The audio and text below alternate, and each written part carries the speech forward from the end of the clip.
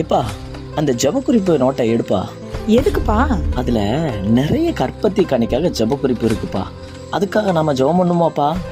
சரிப்பா. நீங்கள் சொன்ன உடனே தான் எனக்கு ஒன்று ஞாபகம் வருது. என் ஃப்ரெண்டு கூட நேற்று கால் பண்ணியிருந்தா எனக்கு. அவளும் ரொம்ப மன கஷ்டத்தில் இருக்காப்பா. என்ன அப்படின்னா, அவளுக்கும் கல்யாணம் ஆகி கிட்டத்தட்ட 3 வருஷம் ஆயிடுச்சுப்பா. சுற்றி இருக்கிறவங்க எல்லாரும் கேட்க ஆரம்பிச்சிட்டாங்க. குறிப்பாக அவள் ஒரு சம்பவத்தை சொல்லி ரொம்ப என்கிட்ட அழுதாப்பா. என்ன சம்பவம் அப்படின்னா, அவங்க வீட்டுக்கு ஒரு குடும்பம் பத்திரிக்கை வைக்க வந்தாங்களாம். அவங்க வர்றாங்கன்னு முன்னாடியே ஃபோன் பண்ணி சொல்லிட்டாங்களாம். உடனே என்னோடய ஃப்ரெண்டும் என்ன பண்ணியிருக்கா, வந்தவங்க எல்லாருக்கும் சாப்பிட ஏதாவது கொடுக்கணுமே அப்படின்னு அவங்களுக்காக டீ ஸ்நாக்ஸ் எல்லாம் ரொம்ப ஆயத்தமாக ரெடி பண்ணி காத்துட்டு இருந்திருக்கா. நல்லா சந்தோஷமாக காத்துட்டு இருந்திருக்கா. அவங்களும் வந்தாங்களாம். வந்து பத்திரிக்கையெல்லாம் வச்சாங்களாம், டீ குடித்தாங்களாம், எல்லாமே சாப்பிட்டாங்களாம்.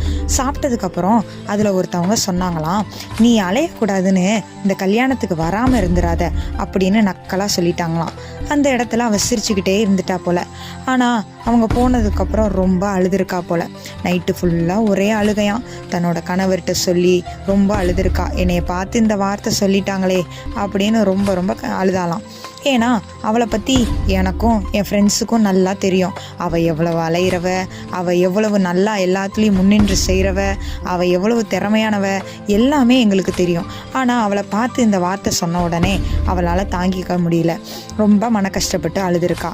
அப்போ நான் ஒன்று தான் சொன்னேன், இந்த உலகத்தில் நீங்கள் இப்படி சொல்லாதீங்க, இப்படி பண்ணாதீங்கன்னு சொன்னால் இந்த உலகம் கேட்காது.